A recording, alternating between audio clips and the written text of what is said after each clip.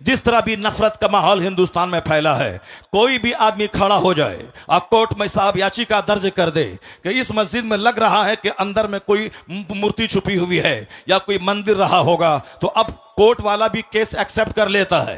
और जहां 10-10 साल से साहब केस पड़े हुए हैं, उसकी कोई नोटिस नहीं ली जा रही है, और यहां 10 मिनट के अंदर में सुनवाई भी होती है, और फौरन साहब एक कमेटी का गठन भी होता है, और फौरन सर्वे करने वाला वहां पहुंच भी जाता है, और फिर उसकी रिपोर्ट भी दिया जाता है। किस कदर नियतों की खराबी है कि दूर से साहब वो एक खास मखसूस बिरादरी को टॉर्चर करने के लिए इस तरह के प्लान बना रहा है। हिम्मत इतनी बढ़ी कि अब हिंदुस्तान के राजा की बारगाह में पहुंच गया, हिंदुस्तान के शहंशाह की बारगाह में पहुंच गया।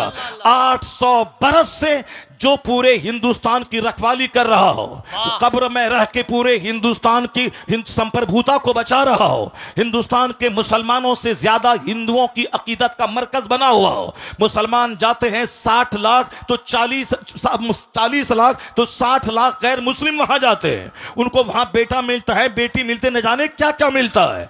हर जब भी जाएं हर वक्त साहब सिखों, हिंदुओं और दूसरे तमाम मज़ाहिब के मानने वाले को दुनिया ढेर चाहिए, इसलिए वो वहां भीड़ लगाए रहते हैं। मुसलमानों को जन्नत चाहिए, इसीलिए मस्जिदों में भीड़ रहती है, और उनको सिर्फ दुनिया गाड़ी चाहिए, इसी दरगाहों पे वो भीड़ लगा के रहते हैं। 800 साल जो एक मुस्तनद ऑथेंटिक दरगाह है, उस दरगाह के खिलाफ पिटीशन दर्ज होता है, और साहब कोर्ट वाले उसको एक्सेप्ट करके सुनवाई की तारीख तय कर देते हैं। अब तो हम लोग खामोश हैं, खामोश रहेंगे, देखते हैं जो बादशाह के ऊंट को बैठाने वाला अब इनकी शरारत पे कैसे पहरा लगता है।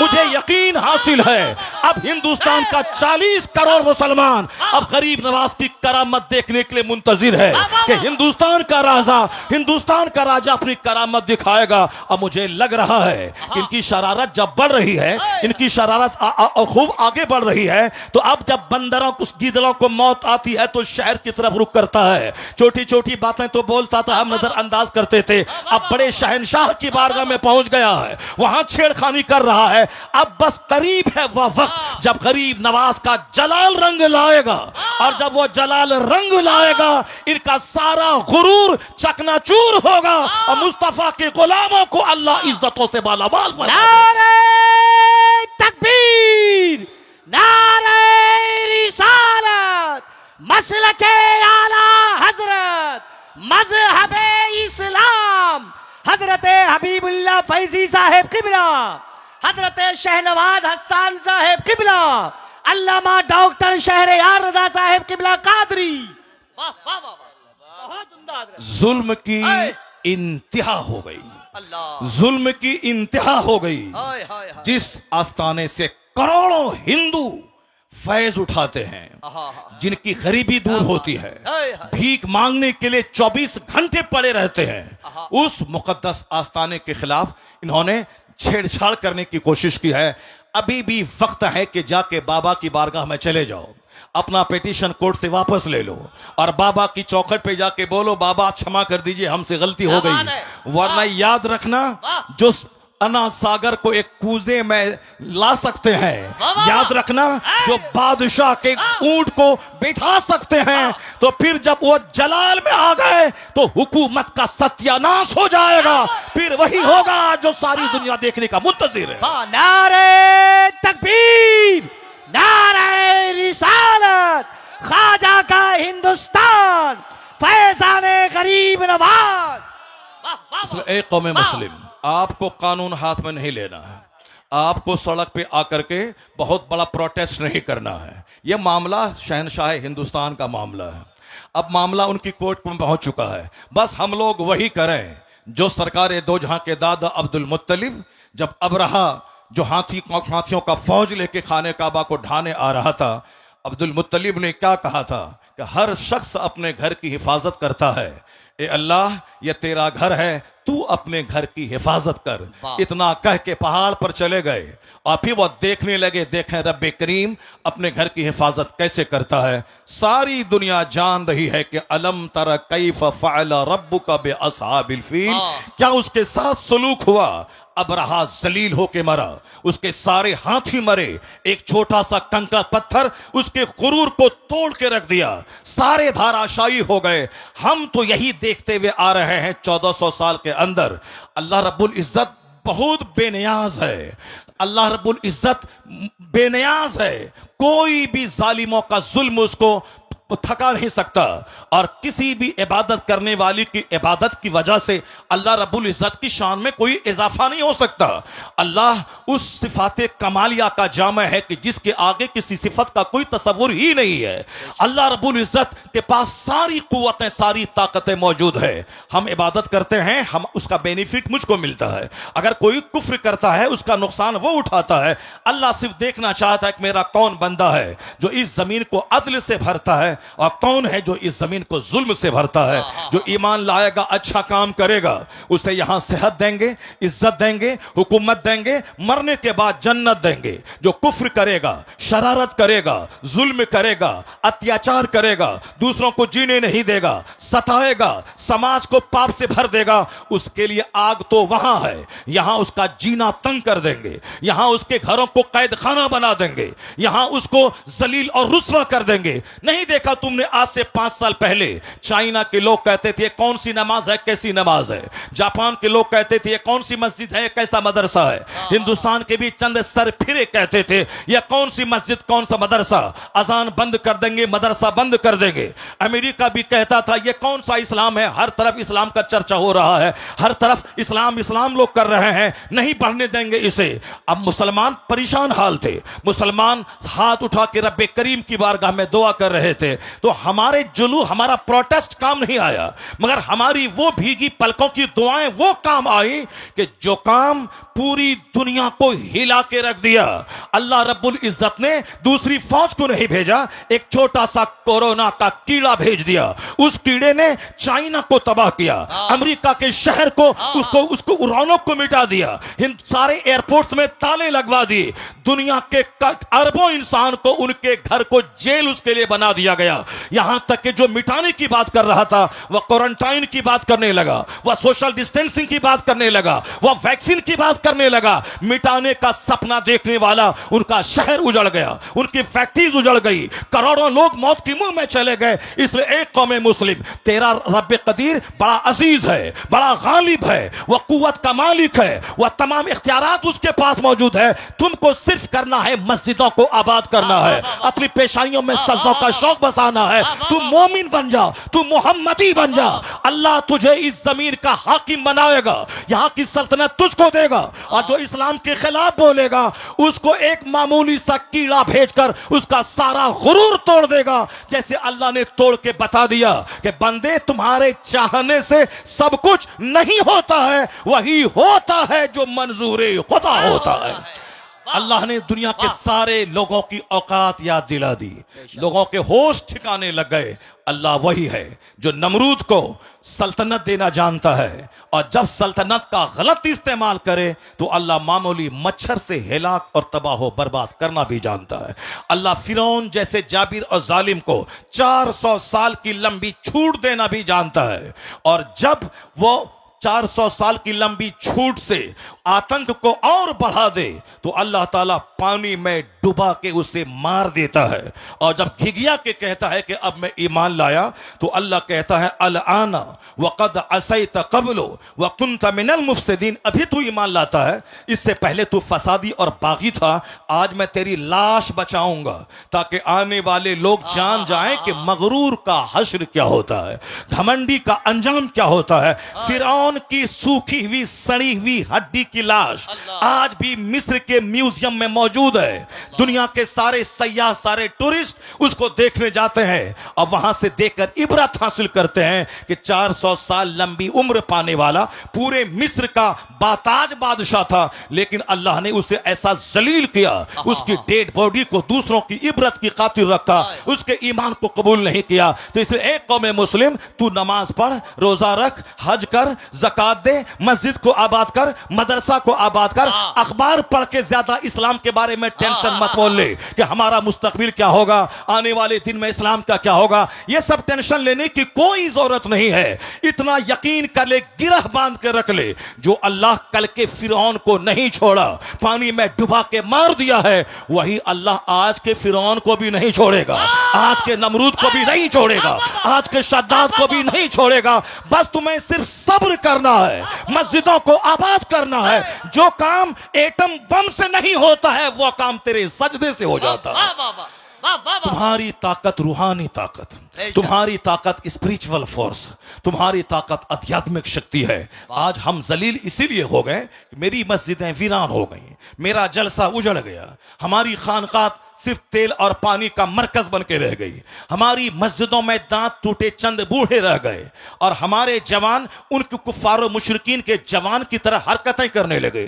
ہمارے گھر میں کرکٹر کا چرچا, ہمارے گھر میں صاحب بیرسٹر کا چرچا, ہمارے گھر میں نیتا کا چرچا, ہمارے گھر میں بمبئی جا کر کے فیکٹری ڈال کے 2-4 مکان خریدنے والے دنیا دار کا چرچا, ہمارے گھر میں خوبصورت خواتین کا چرچا, ہمارے گھر میں خوبصورت نوکری کرنے والے لڑکوں کا چرچا. اب ظاہر سی بات ہے, جب خوبصورتی کا چرچا ہوگا تو ہمارا بیٹا دماغ میں یہ بات بٹھائے گا ہمیں خوبصورت عورت چاہیے. اب چاہے وہ اپنا چہرہ آئینہ میں نہیں دیکھے گا کہ ہماری صورت کیسی ہے, ہماری ناک ٹیڑھی ہے, ہمارا رنگ کالا ہے, مگر وہ تمنا کرتا ہے کیا کہ ہماری بیوی بالکل کرینہ جیسی خوبصورت مل جائے. سب کی تمنا یہ خوبصورت مل جائے, چونکہ ان کے گھر میں خوبصورتی کا چرچا ہوتا ہے, ان کے گھر میں ملازمت کا چرچا ہوتا ہے, ان کے گھر میں کرکٹ کا چرچا ہوتا ہے. اگر میری بیٹی کسی خوبصورت چہرے والے کے ساتھ بھاگ کر ایمان کا سودا کر لے, یہ قصور ماں باپ کا ہے جو اپنے گھر میں حسن کا چرچا کرتا ہے, دولت کا چرچا کرتا ہے, سروس کا چرچا کرتا ہے, اسکول کالج کا چرچا کرتا ہے. یہ بتا دے کہ جس کے گھر میں عالم کا آنا جانا ہو, جس کے گھر میں پیر کا آنا جانا ہو, جس گھر کے بال بچے اپنے عالم کی تہجد کی نماز کا منظر دیکھ رہے ہو, وہاں تلاوت قرآن کا منظر دیکھ رہے ہو, میں دعوے سے کہتا ہوں جہاں کفار کا آنا جانا ہوگا, جہاں ڈکیت کا آنا جانا ہوگا, جہاں دنیا دار کا آنا جانا ہوگا, اس کے بچوں کا دنیا دار بننا جب طے ہے, اسی طرح جہاں نمازی کا آنا جانا ہوگا, عالم کا آنا جانا ہوگا, مشائخ کا آنا جانا ہوگا, ان کے گھر کے بال بچوں کا ایمان کا بچنا بھی طے ہے, وہاں نمازی بننا بھی طے ہے. اس لیے بزرگوں نے کہا اپنے گھر میں چوروں کو مت آنے دے, اپنا دسترخوان نیکوں کے لیے بچھا, عالموں کا آنا جانا ہونے دے, مشائخ کا آنا جانا ہونے دے. دکھنے کا اثر ہوتا ہے, جہاں چوری ہوگی وہاں کے بچے چور پیدا ہوں گے, جہاں تلاوت قرآن ہوگی وہاں کے بچے غلام حسین پیدا ہوں گے. واہ واہ واہ واہ, سبحان اللہ, سبحان کوئی تحریک ہمارے بچوں کو کافر ہونے سے بچا نہیں پائے گی, کوئی تحریک ہماری مرتد ہونے والی بیٹیوں کو بچا نہیں پائے گی. اس کے لیے ہر ماں باپ کو آگے آنا ہوگا, اپنے گھر میں اسلامی کلچر بنانا ہوگا, اپنے بال بچوں کے دل دماغ میں اسلام کی عظمت بیٹھانی ہوگی, اپنے بال بچوں کے سامنے حضور کی حیات طیبہ کو بیان کرنا ہوگا, اولیاء و صالحین کی زندگی کا مطالعہ کرنا, اولیاء و صالحین کی زندگی بتانا ہوگا. اب ذرا غور سے دیکھیں کیسے حالات تھے, کیسے لوگ تھے, کس طرح سے جیتے تھے.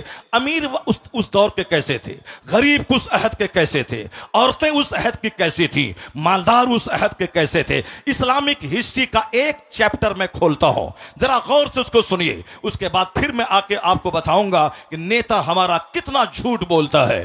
نیتا ہمیں ڈرا کر کے ہم سے ووٹ لیتا ہے. وہ کیا بولتا ہے کہ اگر تم ہم کو ووٹ نہیں دو گے تو تمہاری زندگی خطرے میں پڑ جائے گی, تمہارا مستقبل خطرے میں پڑ جائے گا, اسلام خطرے میں ہے. ہم آج 50 سال سے سنتے ہوئے آ رہے ہیں اسلام از ان ڈینجر, اسلام خطرے میں ہے, اسلام خطرے میں ہے, اسلام خطرے میں ہے. جو مولانا بولتا ہے اسلام خطرے میں ہے, یقین جانے کہ وہ مولانا سچ نہیں, وہ جھوٹ بول رہا ہے. جو نیتا بولتا ہے اسلام خطرے میں ہے, وہ نیتا جھوٹ بولتا ہے. یہ کیوں نہیں بولتا نیتا کہ ہماری نیتا گیری خطرے میں ہے, ہماری پالیٹکس خطرے میں ہے, ہمارا ایم پی کا پوسٹ خطرے میں ہے, ہماری پارٹی خطرے میں ہے, یا بول میری پارٹی خطرے میں ہے. ہم جس طرح سے وہ اپنے لوگوں کو ڈراتا ہے ہم سے اور ہمارے خلاف نفرتوں کی آگ لگا کر وہ اپنا ووٹ لیتا ہے, اسی طرح ہمارے بھی کچھ لوگ ہیں جو شراب میں ڈوبا ہو, ایک وقت کی نماز نہ پڑھتا ہو, جو دہلی میں جیتنے کے بعد 5 اسٹار ہوٹل میں رنگ رلیاں مناتا ہو, یہ ہمیں آ کے مذہب کے نام پہ ہم سے ووٹ لیتا ہے کہ ہم مسلمان ہیں, تم ہم کو ووٹ دو. مسلمان کے نام پہ اس کو ووٹ دیا جائے گا جو مسلمان ہوگا, کمپلیٹ مسلمان ہوگا, جو مصطفیٰ کا ہوگا, جو قرآن حدیث کا ہوگا, جس کو دیکھنے کے بعد لگے کہ یہ مسلمان ہے. صرف ایک بن لیبی لگ گیا مسلمان ہے, باقی سارا کام مشرکین جیسا ہے. اس کو ووٹ دیا جائے گا, ووٹ نہیں دو گے تو بولے گا تمہیں کاٹ دیا جائے گا, تمہیں مار دیا جائے گا. اسلام خطرے میں ہے, مسلمان خطرے میں ہے. میں بتاؤں گا قرآن کریم کیا کہتا ہے, مصطفیٰ کی حدیث کیا کہتی ہے, اور یہ نیتا کیا بولتا ہے. اور جھوٹ بولوی اگر بولتا ہے کہ اسلام خطرے میں ہے, وہ جھوٹ بولتا ہے. قرآن کریم صاف لفظوں میں کہہ دیا ہے, یریدون لیطفئوا نور اللہ بافواہہم واللہ متم نوری. اللہ کہتا ہے یہ مشرکین, یہ کفار اپنے منہ سے اسلام کا چراغ بجھانا چاہتے ہیں, اللہ اس نور کو پورا کرنا چاہتا ہے. جو اللہ اسے پورا کرنا چاہتا ہے اور یہ اس نور کو بجھانا چاہتے ہیں. بندوں کا چاہا ہوا ہوگا یا اللہ کا چاہا ہوا ہوگا. یہ بندہ کمزوری کا پتلا ہے, بندے کی ہسٹری کمزور ہے, انسان کی تاریخ کی کمزور ہے. انسان پیدا ہوا کیسے ہے؟ انسان پیدا ہوا ایک ناپاک قطرے سے, جس کی ابتدا اتنی کمزور ہو کہ ناپاک قطرے سے پیدا ہوئے ہوں, جس کی ابتدا اتنی کمزور ہے یا بجتی ہوئی مٹی سے پیدا ہوا ہے, جس کی بنیاد اتنی کمزور ہے کہ کئی بار شرمگاہوں سے کا گزر ہوا ہے. باپ کی ریڑھ کی ہڈی اور ماں کے سینے کی ہڈی سے جو قطرہ نکلتا ہے اس سے یہ انسان پیدا ہوا. یہ میں نہیں کہتا, پیدا کرنے والا میرا خالق کہتا ہے. فَلْيَنْظُرِ الْإِنسَانُ مِمَّا خُلِقَ مِن مَّاءٍ دَافِقٍ يَخْرُجُ مِن بَيْنِ الصُّلْبِ وَالتَّرَائِبِ إِنَّهُ عَلَى رَجْعِهِ لَقَادِرٌ. اللہ کہتا ہے a man should consider in his creation, آدمی کو اپنی پیدائش پہ غور کرنا چاہیے کہ وہ پیدا ہوا کیسے ہے. اللہ کہتا ہے وہ پانی کا کودتا ہوا قطرہ منی کا, جو باپ کی ریڑھ کی ہڈی سے نکلتا ہے, ماں کے سینے کی ہڈی سے نکلتا ہے, اور وہ بچہ دانی میں پہنچتا ہے, اور 4 مہینے تک وہ بلڈ وہ نطفہ اپنی اصل حالت پہ رہتا ہے. اگلے 40 دن تک, اگلے 40 دن میں وہ لوتھڑا بنتا ہے, اگلے 40 دن میں ڈھانچہ تیار ہوتا ہے, اگلے 40 دن کے بعد اس میں جان ڈالی جاتی, 120 دن کے بعد اس میں جان ڈالی جاتی ہے. اب 40 دن کا ایک پیریڈ گزرتا ہے, پہلے لوتھڑا, اس کے بعد ڈھانچہ, پھر اس کے بعد اس میں جان ڈالی جاتی ہے. جان ڈالے جانے سے پہلے اگر ایماندار نیک پرہیزگار مسلمان ڈاکٹر بولے اگر یہ حاملہ رہی, حمل سے رہی تو اس کی جان کو خطرہ ہے, تو نیک متقی پرہیزگار ڈاکٹر کی بات مان کر اس قاطع حمل ایبورشن ہو سکتا ہے. لیکن اگر جان ڈال دی گئی پھر کسی کی بات نہیں مانی جائے گی. 4 مہینے کے بعد کوئی ایبورشن اگر کرتا ہے وہ اس بچے کا قاتل اور مرڈرر ٹھہرتا ہے. تو ایک ناپاک قطرے سے یہ انسان پیدا ہوا ہے. اب پیدا ہوتا کس راستے سے ہے وہ سب کو معلوم ہے, اور وہ نطفہ جاتا کس راستے سے ہے وہ سب کو معلوم ہے. یہ پوری کہانی قرآن میں 2-4-10 جگہوں پہ بیان کیا گیا ہے. یہ بیان کیوں کیا گیا ہے؟ صوفیاء کرام کہتے ہیں لوگوں کا مزاج ہے, جب جوانی ملی مغرور ہو گیا, دولت ملی گھمنڈی ہو گیا, چھوٹا سا گھر کچے کا پختہ بنا دیا, اب وہ صاحب سماج میں اپنے آپ کو سب سے بڑا سمجھنے لگا. حسن پہ مغرور ہوتا ہے بندہ, مکان پہ مغرور ہوتا ہے بندہ, تھوڑی شہرت مل گئی اس میں مغرور ہوتا ہے بندہ, طاقت جوانی ملی اس میں مغرور ہوتا ہے. یہ غرور تو اسے تباہ کر دے گا. یہ غرور تو سماج میں نفرتوں کی آگ لگا دیا ہے. آج سماج میں ہر آدمی تنہا محسوس کرتا ہے کیونکہ ہر آدمی اپنے آپ کو دوسروں سے بڑا سمجھتا ہے. غرور کی وجہ سے کوئی کسی کے گھر نہیں جاتا ہے. تو ہر آدمی عید کے دن اپنے گھر میں بالکل بھینس بن کے بیٹھا رہتا ہے, پہل کر کے نہیں جاتا, منتظر رہتا ہے کہ وہ میرے گھر میں آئے. اب وہ بھی منتظر رہتا ہے کہ یہ میرے گھر میں جائے. نہ وہ آتا ہے نہ یہ جاتا ہے, دونوں اپنی سوئی خود کھاتے ہیں اور محبتوں سے محروم رہتے ہیں. محبت وہاں نہیں ہوتی جہاں انتظار کیا جاتا ہے, محبت وہاں ہوتی ہے جہاں خود سے پہل کی جاتی ہے. بندہ خود سے پہل کرے, منتظر نہ رہے کہ وہ سلام کرے گا بلکہ خود سے سلام میں پہل کرے. انتظار نہ کرے کہ وہ میرے گھر میں آئے گا, پہل کر کے یہ خود اس کے گھر میں چلا جائے. وہ ساری کیفیتیں جب تھیں تو غربت میں بھی راحت کا مزہ ملتا تھا, اور آج سب مکان بنا رہے ہیں اور سب کا دل اجڑ رہا ہے, سب کا چہرہ اجڑ رہا ہے, سماج نفرتوں کی آگ میں جلتا چلا جا رہا ہے. آقا نے کہا تھا لا تدخلون الجنت حتی تؤمنوا, جنت نہیں جاؤ گے جب تک کہ مومن نہ بن جاؤ. ولا تؤمنوا حتی تحابوا, مومن نہیں بنو گے جب تک کہ آپس میں ایک دوسرے سے محبت نہ کرو. محبت کرنا مومن بنے رہنے کے لیے ضروری ہے. اپنے پڑوسی سے محبت ضروری ہے ایمان بچانے کے لیے, اپنے رشتہ داروں سے صلہ رحمی ضروری ہے ایمان بچانے کے لیے, اپنے گاؤں کے غریب गरीबों से मोहब्बत जरूरी है ईमान बचाने के लिए, और मालदारों को गरीबों को मालदारों से मोहब्बत जरूरी है ईमान बचाने के लिए। नफ्स के बहकाव में न आए, शैतान के बहकाव में न आए, और घमंडी न बने, घमंड चकनाचूर कर देगा।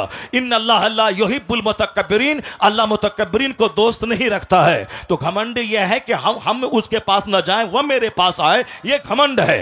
और अखलाक क्या है? वो आए न आए मुझे जाना है, वह सलाम करे न करे मुझको सलाम करना है, वह मेरे जनाजे में आए न आए, हम उसके घर में कोई जनाजा हो मैं जाऊंगा, मेरे बीमार पड़ने के बाद मजाद पुरसी को आए न आए मुझको जाना होगा। यह है नफरतें मिटाने का फॉर्मूला। जब बंदा 10 बार सलाम करेगा सामने वाले को, तो सामने वाला जरूर 11वीं बार सलाम में पहल करना चाहेगा, चूंकि अखलाक आदमी के दिल को मुसक्कर कर लेता है, और यही अखलाक की मोहम्मदी है। और यहां नफरतों में जीते हैं कि साहब शौहर बीवी को सलाम करेगा, बीवी कहती है हम कम हैं क्या हम शौहर को सलाम करें, हम क्यों करें, हम उससे कम हैं क्या, हम सलाम करेंगे तो वो समझेगा ये हमसे डर गई है, ये डरती है हमसे सलाम, डरती है इसे बार बार सलाम करती है, ये बोलती है शौहर समझेगा ये डर रही है। और शौहर सोचता हम सलाम करेंगे तो वो बोलेगा कि शौहर डर रहा है, ये साहब हम उससे डर रहे हैं, ये हमको सलाम कर रहा है। ये दोनों भी एक दूसरे से दूरियां बना रहे हैं, एक दूसरे पर एतमाद खत्म हो रहा है। मोहब्बत का तरीका ये नहीं है।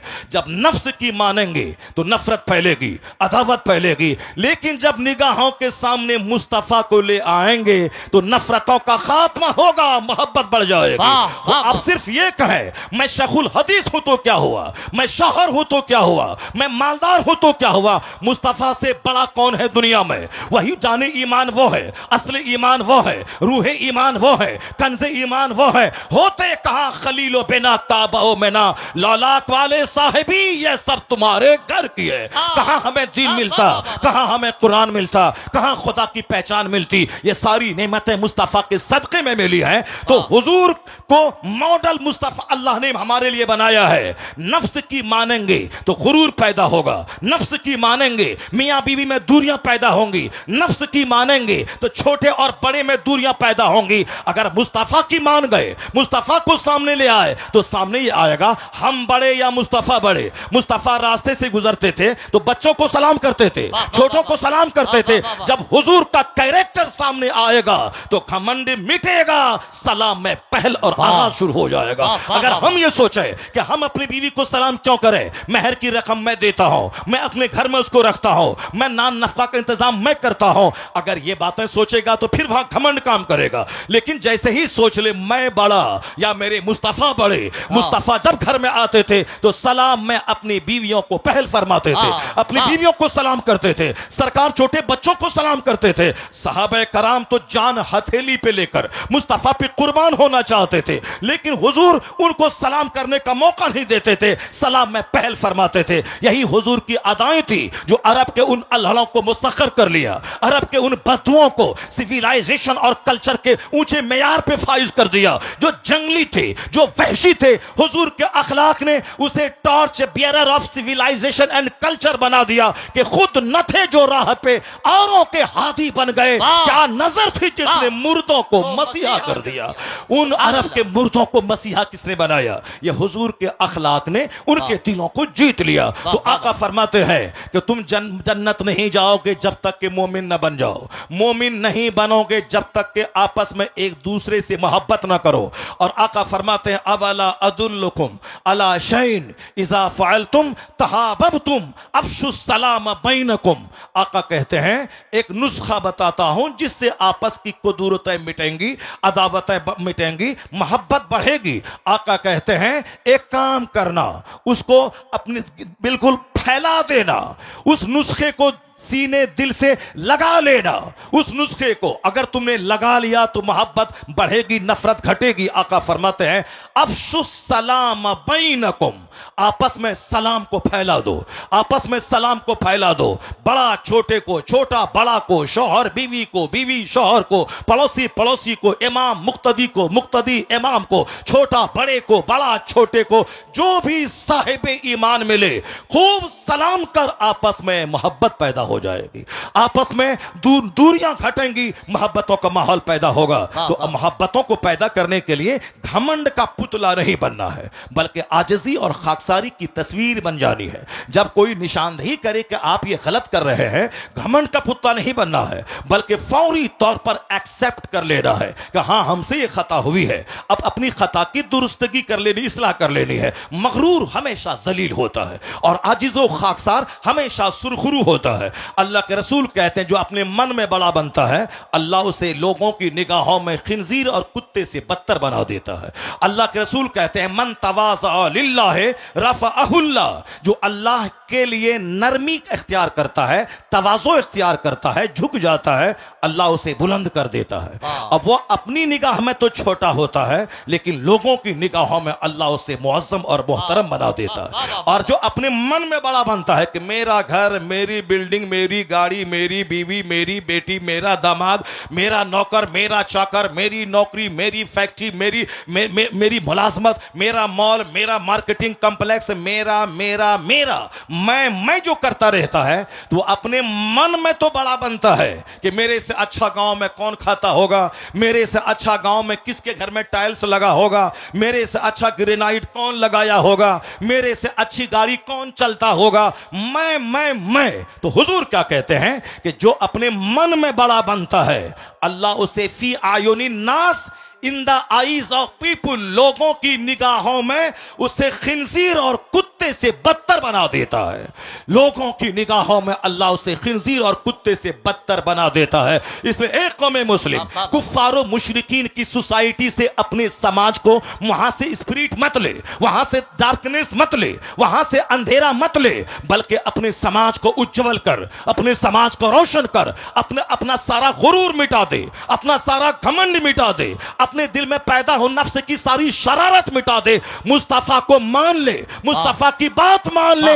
تیرے گھر میں محبت کا ماحول, سماج میں محبت کا ماحول, سوسائٹی میں محبت کا ماحول, پھوس کے گھر میں رہے گا, محبت کی جنت میں رہے گا. نعرہ تکبیر, نعرہ رسالت, مذہب اسلام. ورنہ مکان تو سب بنا رہا ہے, گاڑیاں تو سب خرید رہا ہے, اس قدر سستا ہے مکان کہ جو تیرے گھر میں گائے چراتا تھا وہ تجھ سے اچھا گھر بنا رہا ہے.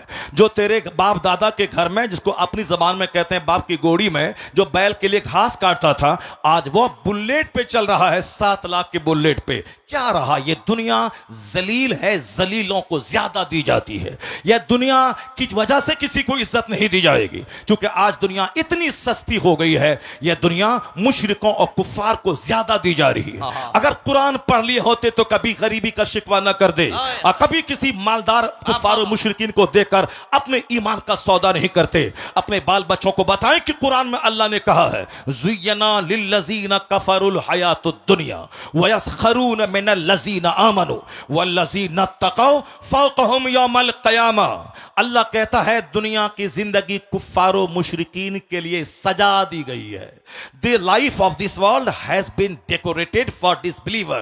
اس دنیا کی زندگی جو اللہ کو نہیں مانتا ہے, جو مشرک ہے, اس کے لیے اللہ نے دنیا کی زندگی سجا دی ہے. دولتوں سے, صحت سے, تندرستی سے, خوبصورتی سے, حسن و جمال سے خوب سجا دیا ہے. وَيَسْخَرُونَ مِنَ الَّذِينَ آمَنُوا, اور یہ کفار و مشرکین مسلمانوں کو دیکھ کر ہنستے ہیں, صاحب ایمان کو دیکھ کر ہنستے ہیں, ان کی غربت کا مذاق اڑاتے ہیں, ان کے کچے گھر کا مذاق اڑاتے ہیں, ان کے کثرت سے بچہ پیدا کرنے والے سسٹم کا مذاق اڑاتے ہیں, ان کے بال بچوں کے جاہل ہونے کا مذاق اڑاتے ہیں, ان کے مدرسوں, ان کی مسجدوں کا مذاق اڑاتے ہیں. یہ نماز لے کے رہ گیا, دنیا آسمان پہ پہنچ گئی, لوگ چاند پہ پہنچ گئے, یہ نماز لے کے بیٹھ گیا. یہ دلوں کو تکلیف دینے والی باتیں ہر قدم قدم پہ مشرکین کر رہے ہیں, تاکہ ہم کو اس قدر اندر سے توڑ دے کہ اس کا موہ اسلام سے بھنگ ہو جائے, ان کے دل میں جو مصطفیٰ کی محبت ہے وہ نکل جائے, اس جو اسلام کی خاطر جان دینا چاہتا ہے یہ کوالٹیز کے اندر سے ختم ہو جائے.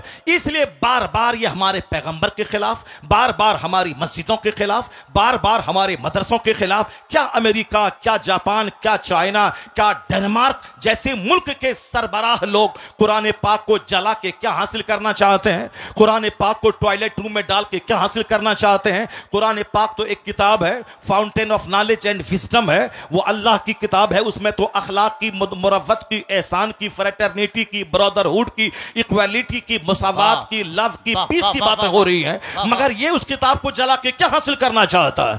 البتہ اے مسلمان، میں آپ سے کہنا چاہتا ہوں، یہ چند کم پڑھے لکھے لوگ اگر آپ کے قرآن کے خلاف، آپ کے پیغمبر کے خلاف بولتا ہے تو آپ کو نرفس ہونے کی قطعی کوئی ضرورت نہیں ہے، ان کے پاس علم نہیں ہے، یہ نفرتوں کا چشمہ پہن کے بولتے ہیں۔ 7 سمندر پار کا ایک بہت بڑا رہنما، ایک بہت بڑا رائٹر، ایک بہت بڑا پڑھا لکھا آدمی وہ کیا بولتا ہے؟ جس 7 سمندر پار سے ہوائی جہاز ملتا ہے، جس 7 سمندر پار سے مائکروفون ملتا ہے، جس 7 سمندر پار سے موبائل، لیپ ٹاپ، کمپیوٹر، یہ ساری چیزیں ہندوستان کا کوئی بہادر نہیں بنایا ہے، یہ ساری چیزیں امریکہ اور یورپ سے آ رہی ہیں، کیونکہ ہندوستان کے لوگوں کو آپس میں لڑنے سے فرصت نہیں ہے، اس کو ٹائم برباد کرنے سے فرصت نہیں ہے، اس کے نزدیک ایک ایک منٹ قیمتی ہے، تو وہ محنت کیا دماغ جلا یا مائکروفون دے دیا۔ اب دنیا کے کروڑوں لوگ مائکروفون سے فائدہ اٹھا رہے ہیں، جو آواز 50 قدم تک نہیں جا سکتی تھی، 2 کلومیٹر دور تک آواز پہنچ رہی ہے۔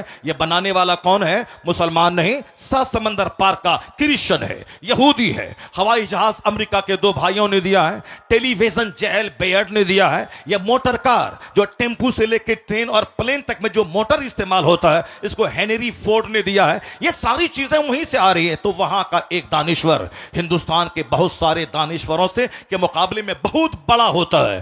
بھلے ہی ہمارا ملک ہندوستان ہے، ہم اس ملک سے ذرے ذرے سے پیار کرتے ہیں، البتہ جو کوالٹی ہے اس کو تو ماننا پڑے گا، جو ہماری کمزوری ہے اس کو تو ماننا پڑے گا۔ اب ہمارا بیٹا وہ بندر ہے، ہمارا بیٹا چھچندر ہے، چپراسی بھی نہیں بن پایا، وہ گھومتا رہا، ادھر ادھر منہ دیکھتا رہا، وہ سب چپراسی بھی نہیں بنا۔ اب تو باپ تو کہے گا کہ بیٹا ہمارا بندر لگ رہا ہے۔ اب ایک باپ دن بھر میں 50 بار اپنے بیٹے کو بندر بولتا ہے، چھچندر لگ رہا ہے، بندر لگ رہا ہے۔ یہ باپ کا دل جلتا ہے کہ دوسرے کے بیٹا لائر بن گیا، بیرسٹر بن گیا، سائنٹسٹ بن گیا، پروفیسر بن گیا، ویگیانک بن گیا، اور ہمارا بیٹا بندر اور چھچندر بن گیا۔ یہ باپ کا دل جلتا ہے، تب وہ اپنے بیٹے کو بندر چچندر کہتا ہے۔ تو اب ایسا نہیں کہ صاحب ہم کو اپنے بیٹے سے نفرت ہے، ہمیں اپنے بیٹے سے نفرت ہے، ہمیں اپنے بیٹے سے دشمنی ہے۔ یہ دشمنی میں نہیں، یہ پیار سے بول رہا ہے کہ وہ بیرسٹر بن گیا اور تم، ہمارا لال تم کو بیرسٹر بننا تھا اور تم بندر بن کے رہ گئے۔